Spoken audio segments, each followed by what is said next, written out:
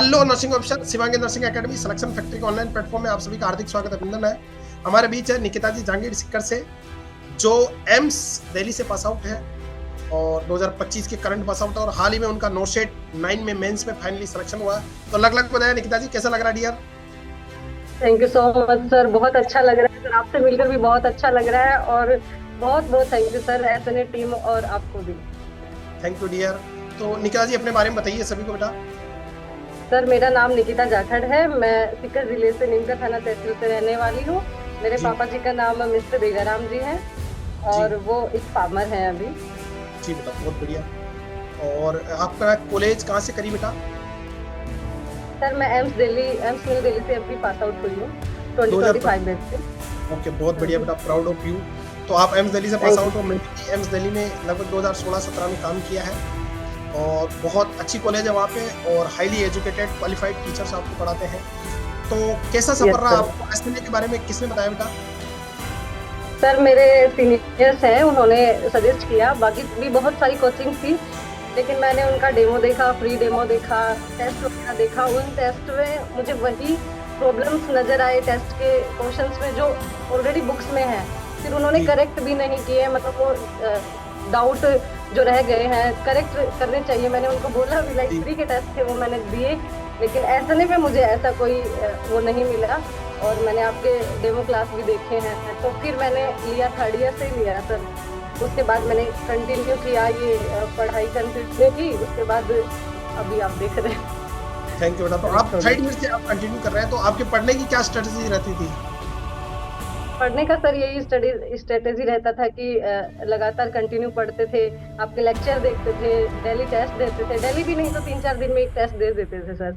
जी भले ही पहले मेरे 25-30% बनते थे और लास्ट में भी इतने नहीं बने थे, लेकिन सर आपके टेस्ट लेवल के टेस्ट हैं। यहाँ पे अगर मेरे 60 बनते थे, लेकिन वहां पे बहुत मैंने प्री भी, मतलब प्री में भी मेरे 99.99 कुछ करके परसेंटाइल है सर। ओहो, रिकॉर्ड बहुत अच्छा दिया और हाँ मेंस में जी भी सर अच्छा जी। आपका फाइनली सिलेक्शन हो गया है। तो कंटेंट कैसा लगा आपको बेटा? क्योंकि आपको ज़्यादा नॉलेज है कंपेयर टू, बिकॉज आप जैसे नॉर्मल कॉलेज से हम पढ़े लिखे लोग हैं तो वहाँ उतना फैकल्टी उस लेवल की नहीं है, लेकिन अब मैं बात करूँ एम्स दिल्ली से आप पास आउट हो तो आपकी तो फैकल्टी ऑलरेडी एडवांस है, बुक्स भी बहुत यस एडवांस सर। लेवल की होती है, डॉक्टर्स से कई बार पढ़ने का मौका मिलता है, highly yes qualified sir. Faculty है। तो कंटेंट कैसा लगा आपका ऐसा नहीं करके? कंटेंट सर लाजवाब है, और जैसा वहाँ पे पढ़ाते हैं वैसा ही सर सिमिलर कंटेंट है, मतलब और अप टू डेट कंटेंट है। ऐसे नहीं है अपडेट कि होना बहुत पुराना कंटेंट है, हर चीज को अपडेट किया गया है। वीडियोस में भी उस चीज को बताया गया, आप हर चीज को ऐसे बताते हो, हाँ ये पहले ऐसे था लेकिन अब ऐसे है, तो बच्चे उस चीज को याद करते हैं कि जी। हाँ, मतलब अप टू डेट कंटेंट है। ऐसे नहीं है पुराना हिसाब किताब वही वही वही वही वही चले जा अभी रहा है। एक नया नैरेटिव चल रहा है मार्केट में, जो बच्चे हैं तो कुछ अजीबो तरीके की पर्सनैलिटी आ गई है आजकल नर्सिंग फील्ड में, और टीचर भी ऐसे आ गए जो कुछ भी पढ़ा देते हैं कि बहुत ज़्यादा अपडेट हो गया, अपडेट पढ़ो अपडेट पढ़ो।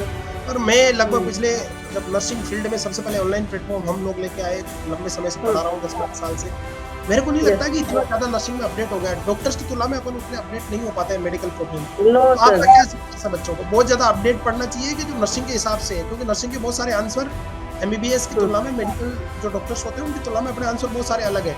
बच्चे उन डॉक्टर्स की पढ़ाइयाँ पढ़ रहे हैं और वो फेल होते जा रहे हैं, तो आपका क्या कहना है इस बारे में? नहीं सर, मतलब नर्सिंग वालों को नर्सिंग का ही पढ़ना चाहिए, डॉक्टर्स का लेवल का आप जो वो पढ़ाते हो आता सर भी नहीं है, एकदम सही। जानना है कि मेरा ये जानना चाहता हूँ कि अगर उस लेवल का एग्जाम में आता है। नहीं सर, उस लेवल का नहीं आता है। अगर उस लेवल का आप पढ़ते हो आप पास ही नहीं हो पाओगे, क्योंकि ना बिल्कुल तो आप पास ऊपर के रहोगे, हाँ जी, और ना आप धरातल पे रहोगे। ओके, तो बेसिक्स बीच का होता है। पेपर तो हाँ, पेपर तो जी जी सिनेरियो बेस है, जैसा आप सब आप बताते हो कि इस तरीके से पेपर उसी तरीके से आता है सर। ज्यादा जी। अपडेटेड भी मतलब नहीं आता। अपडेटेड सर सीएचएन वगैरह में कुछ न्यू प्रोग्राम्स आते हैं जो आप बताते रहते हो, हाँ बिल्कुल, बाकी अपडेट कर एमएसएन रहे हो गया, इन सब चीजों में क्या अपडेट होगा सर? बीमारियां वही हैं। बीमारियां हैं, उनमें क्या अपडेट होगा? जी जी डियर। तो निकिता जी, लंबे समय तक आपने पढ़ाई करी, डेली कितने घंटे आप पढ़ लेते थे डियर? और अभी तो 2025 में पास आउट होते नौकरी लग गए, तो मुझे तो यकीन नहीं हो रहा, सेम आप हमारे रास्ते पे हैं। और भगवान से दुआ करूंगा कि आप आगे जाके पढ़ाई कराएं बच्चों को और वो अच्छे टीचर बने। तो डेली कितने घंटे आप शेड्यूल पढ़ लेते थे? सर उस टाइम पे तो हमारे क्लिनिकल्स भी होते थे 7:30 to 1 PM तक वो होते थे, क्लिनिकल्स होते थे, 2 to 5 क्लासेज होती थी। उसके बाद थक जाते थे रात को, बस ये सीपी केस प्रेजेंटेशन और ये टॉपिक प्रेजेंटेशन बस आपके वीडियो से बनाते थे, तो वो बस उसको स्मार्ट स्टडी कर ली थी सर कि हाँ वो टॉपिक प्रेजेंटेशन और अगर वो प्रेजेंटेशन अगर आपने वहाँ एम्स जैसे इंस्टीट्यूट में तो बहुत होता है, वो प्रेजेंटेशन मान दिया तो टीचर भी बेहोश हो जाता था, कहाँ से पढ़ के आ रहा हूँ। हाँ जी सर, बहुत आपने हाइड्रोसिफिलिस का मैंने प्रेजेंटेशन दिया था, टीचर इम्प्रेस हो गए थे। ये अभी जो डेंडी वाकर सिंड्रोम वगैरह अभी आया है, ये मैंने कभी बता दिया था बच्चों को, तो उन्होंने भी, मेरे जूनियर्स भी मतलब मिले हैं, तो उन्होंने बोला मैम पेपर तो अच्छा आया था, आप पढ़ा रहे थे वो उन्हीं टॉपिक से आ रहा था।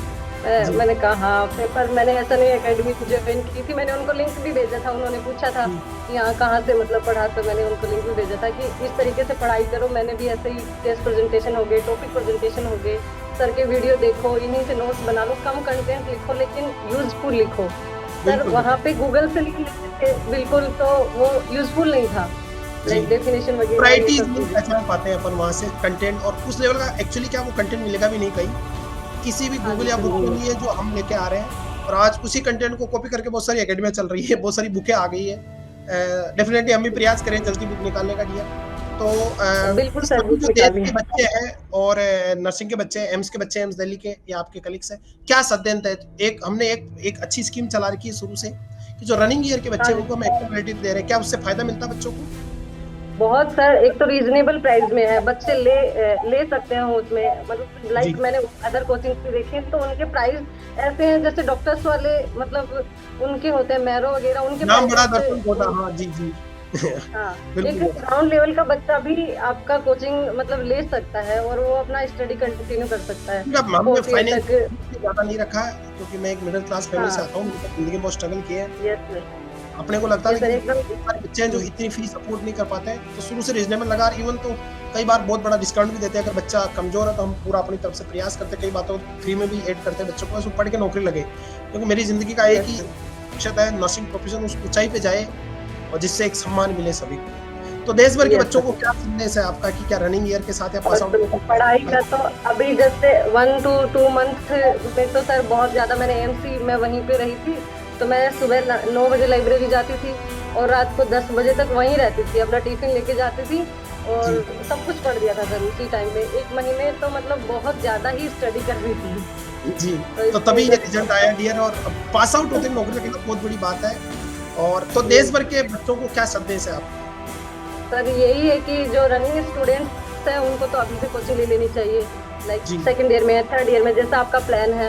आप फर्स्ट नोट सेट तक तो मतलब बच्चों के साथ साथ ही चलते हो कि फर्स्ट नोट सेट तो तुम दो, तब तक तो ऐप एकदम आप भी साथ हो, तब तक ही बच्चा निकल लेता है सर।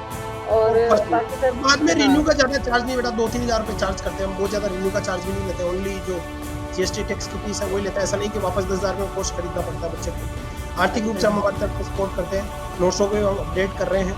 तो thank you Nikita ji, God bless you, और आप खुश रहे जीवन में। थैंक यू सर, आपसे बात करने का मौका मिला यही हमारे लिए बहुत बड़ी बात है। आपके पेरेंट्स को मेरी तरफ से 2 प्रणाम, और अच्छे नर्सिंग ऑफिसर बनना, जो भी मरीज आ रहे हैं उनकी अच्छे से सेवा करना, और नर्सिंग प्रोफेशन बिल्कुल संगठन बनाए रखना, एकजुटता बनाए रखना, हमेशा नर्सिंग प्रोफेशन की इज्जत, सम्मान, मान सम्मान को और पैसे को बनाए रखना। गॉड ब्लेस यू डियर, जय नर्सेस, विजय नर्सेस। और छोटी-छोटी बातें और सिलेक्शन वी रिमेंबर, सफलता एक दिन में नहीं मिलेगी, एक दिन जरूर मिलेगी। Thank you sir, thank you so much.